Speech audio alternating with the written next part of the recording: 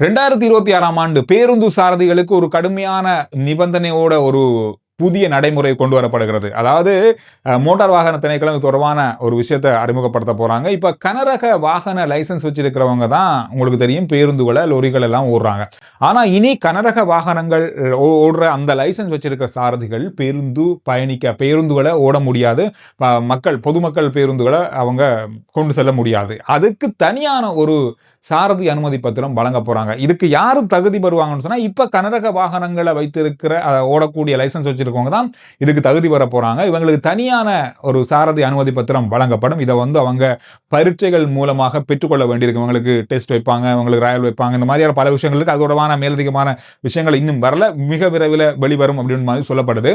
இந்த லைசென்ஸை எடுத்துக்கொள்ற முதல் கட்ட சாரதிகள் இப்ப போன மாதம் தான் எடுத்தாங்கன்னு சொன்னா, அவங்களுக்கு ஒரு கால எல்லைக்குள்ள மட்டும் குறுகிய தூரங்களுக்கான பேருந்து சேவையை மட்டும்தான் அவங்க இயக்க முடியும். மாகாணங்களுக்கு இடையிலான பேருந்து சேவையை அவங்க இயக்க முடியாது. எவ்வளவு காலத்துக்கு பிறகு அவங்க மாகாணங்களுக்கு இடையிலான பேருந்து சேவையை இயக்க முடியும் அப்படின்றது தொடர்பாக இன்னும் விவரங்கள் இல்லை.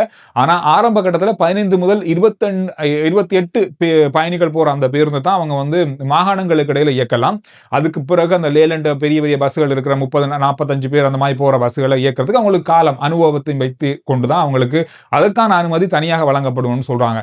ஒரு மிகப்பெரிய ஒரு கட்டுப்பாடு இந்த பேருந்து சாரதிகளுக்கு கொண்டு வரப்படுது. இனியாவது இந்த பேருந்து சாரதிகள் திருந்துவாங்களா அப்படின்னு பார்க்கலாம்.